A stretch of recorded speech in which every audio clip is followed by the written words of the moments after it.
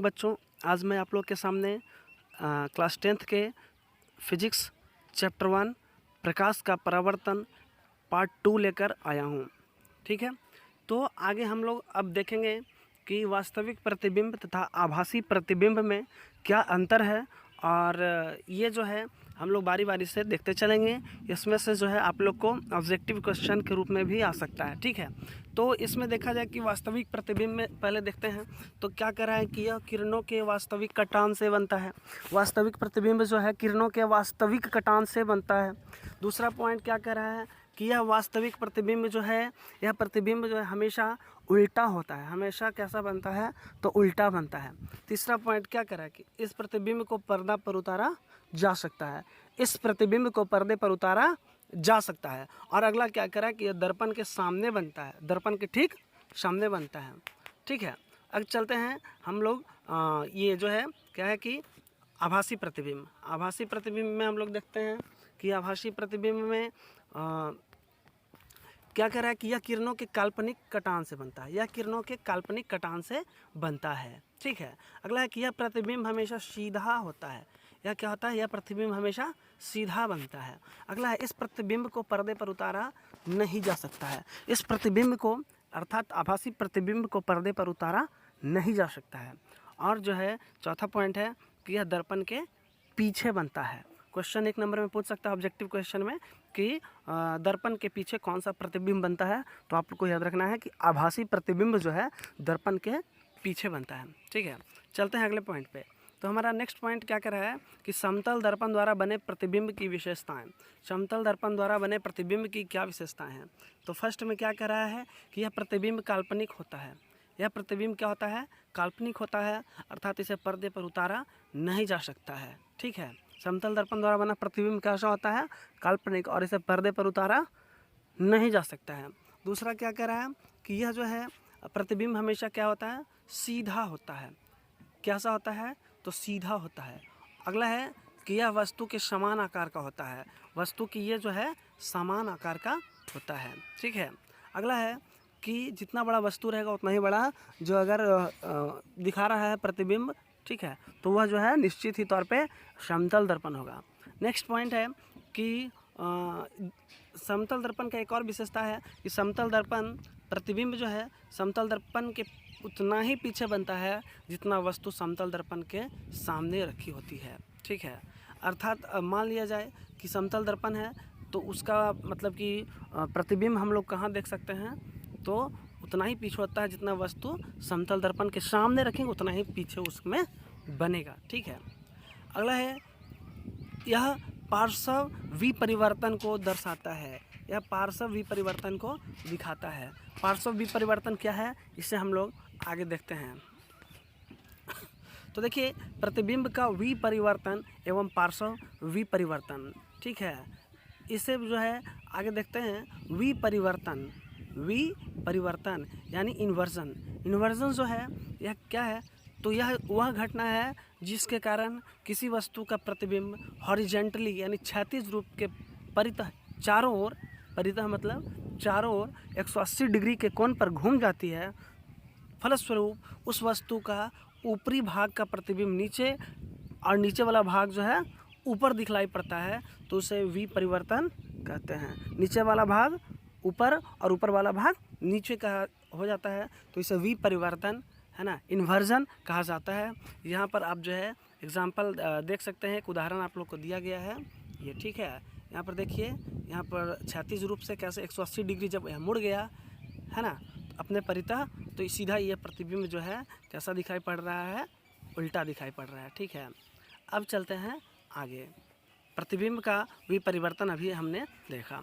अगला है पार्श्व विपरिवर्तन।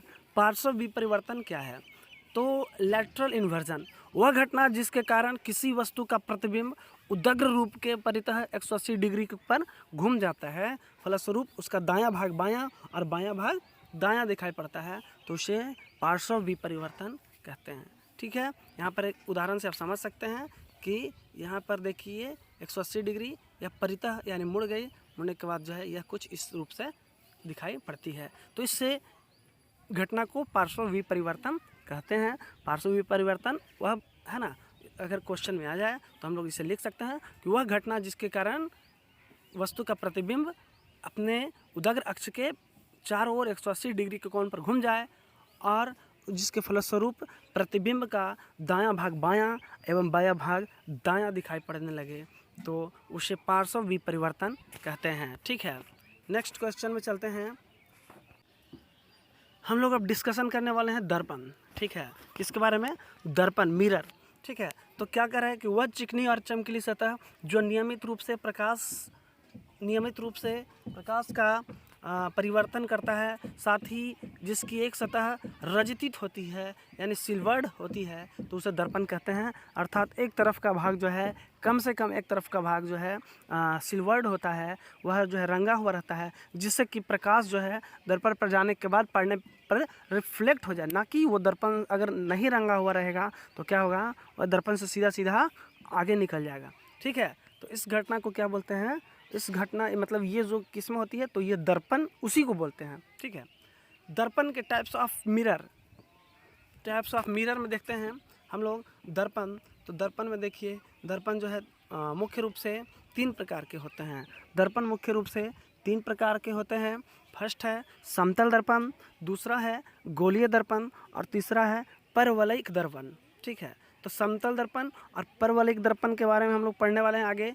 फिलहाल देखते हैं कि गोलीय दर्पण। तो गोलीय दर्पण भी 2 पार्ट में होते हैं, एक है अवतल दर्पण और दूसरा है उत्तल दर्पण। ठीक है, गोलीय दर्पण 2 पार्ट में बटा हुआ है, एक है अवतल दर्पण और दूसरा है उत्तल दर्पण, है ना। यानी अवतल दर्पण और उत्तल दर्पण दोनों गोल खोखले गोले का एक भाग होता है। आगे देखते हैं कि समतल दर्पण किसे कहते हैं? तो समतल दर्पण कहते किसे हैं? इसमें देखा जाए कि ऐसा दर्पण, समतल दर्पण, जिस दर्पण की परावर्तक सतह समतल होती है उसे समतल दर्पण कहते हैं। जिस दर्पण की परावर्तक सतह समतल होती है उसे समतल दर्पण कहते हैं। इसमें देखा जाए कि हम लोग देख सकते हैं एक ये जो है मान लिया जाए, तो यहाँ पर अगर ऐसे कर देंगे तो ये जो है क्या हो जाएगा, हमारा समतल दर्पण हो जाएगा। यहाँ पर से वस्तु जो है, यहाँ पर से प्रकाश आएगी, आके टकरा करके सीधा लौट जाएगी। ठीक है, आगे देखते हैं गोलीय दर्पण, स्फेरिकल मिरर।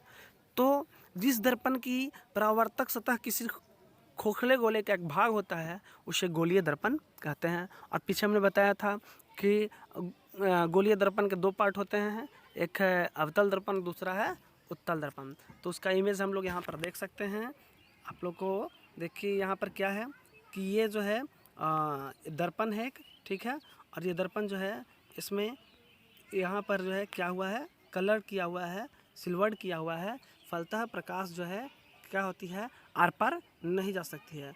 और ये दर्पण जो है क्या कहलाता है, यह जो है देखिए प्रकाश जिस दर्पण का ऊपर वाला हिस्सा, देखिए ऊपर वाला हिस्सा क्या है, रंगा हुआ है। और इस दर्पण में देखिए, इस दर्पण की क्या खासियत है कि इस दर्पण में अंदर वाला भाग धंसा हुआ है, तो इसमें क्या होगा कि प्रकाश जो है यहाँ से आएगी और यहाँ से टकरा करके, ठीक है, यहाँ से आएगी और यहाँ से रिफ्लेक्ट करेगी। ठीक है, लेकिन इस दर्पण में वैसा नहीं है। और अगर हम बात करें कि ये कौन सा दर्पण है, तो जिस दर्पण का बीच का भाग, जिस दर्पण में बीच का भाग धंसा हुआ प्रतीत होता है वह अवतल दर्पण कहलाता है। तो यह कौन सा दर्पण हो गया, यह जो है अवतल दर्पण हो गया। यह कौन सा दर्पण है, यह अवतल दर्पण है, क्योंकि इसमें बीच का भाग क्या देख सकते हैं, धंसा हुआ है। इसमें जो है बीच का भाग उठा हुआ प्रतीत होता है तो उसे उत्तल दर्पण कहते हैं। जैसे आपने एक चम्मच देखा होगा, तो चम्मच में एक तरफ का भाग जो है उठा हुआ होता है और एक तरफ का भाग जो है धंसा हुआ होता है, तो उठे हुए भाग को उत्तल दर्पण और जो बीच में धंसा हुआ होता है उसे अवतल दर्पण कहते हैं। ठीक है, आगे अवतल दर्पण जो है किसे कहते हैं, तो जिस दर्पण की परावर्तक सतह धंसी होती है अर्थात केंद्र की ओर होती है, अवतल दर्पण कहते हैं। और अवतल दर्पण को मोस्ट इम्पॉर्टेंट पॉइंट याद रखना है।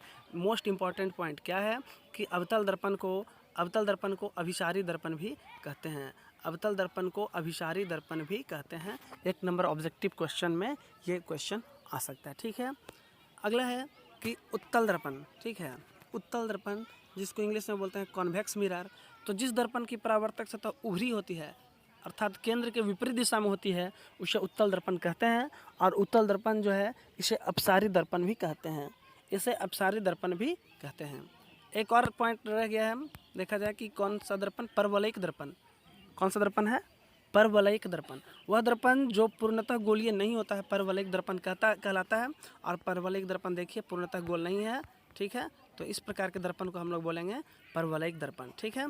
अगला देखते हैं, ये जो है गोलीय दर्पण से संबंधित विभिन्न पद।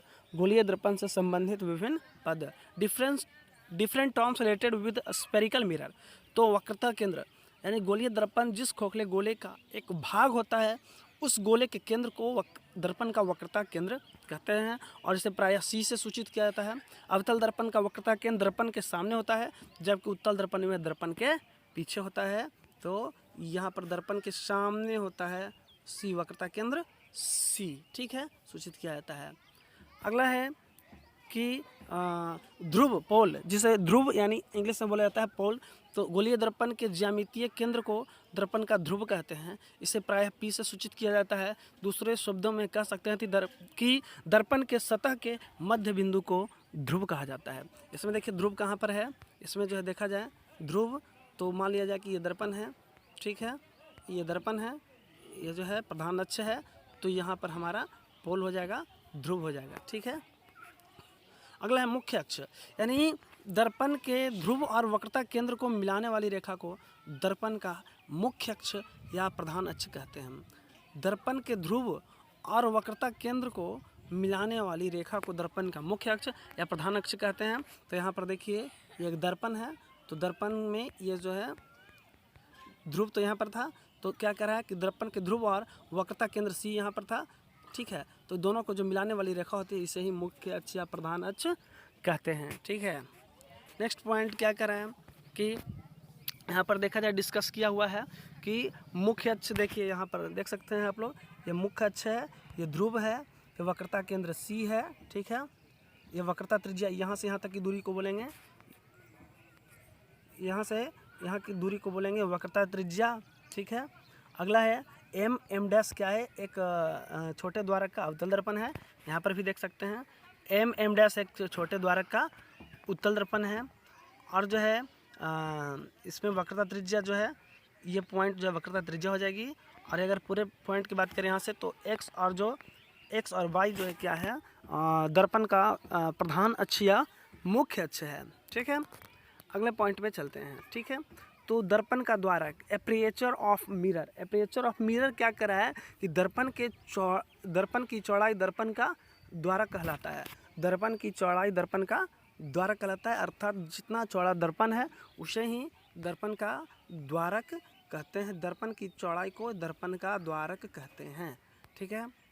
अर्थात दर्पण का वह भाग जिससे प्रकाश का परावर्तन वास्तविक रूप से होता है, जहाँ पर वास्तविक रूप से दर्पण जो है रिफ्लेक्ट प्रकाश को कर देता है, तो उसे ही दर्पण का द्वारक कहते हैं, ठीक है।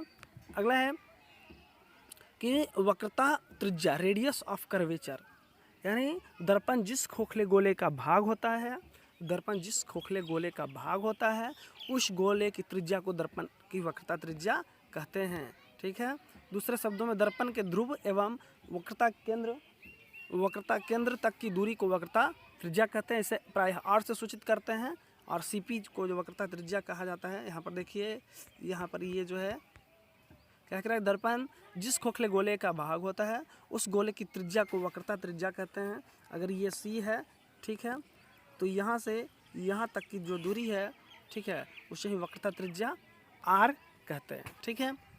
तो अभी तक के लिए फ़िलहाल इतना ही। नेक्स्ट वीडियो में इसके नेक्स्ट पार्ट की चर्चा भाग 3 में करेंगे। तब तक इसमें से जो काफ़ी क्वेश्चन जो आने वाले बोर्ड एग्ज़ाम में है, तो इसे ध्यानपूर्वक पढ़ें। और आशा करता हूँ कि आपको यह काफ़ी आपके लिए फ़ायदेमंद साबित होगा बोर्ड एग्ज़ाम में, खास करके क्योंकि अभी फ़िलहाल लॉकडाउन का समय लगा हुआ है। और इस समय आप लोग को यही चाहिए कि घर पे रह करके बेहतरीन ढंग से तैयारी करें, ठीक है। तो पार्ट 3 में मिलते हैं नेक्स्ट वीडियो में। तब तक के लिए धन्यवाद।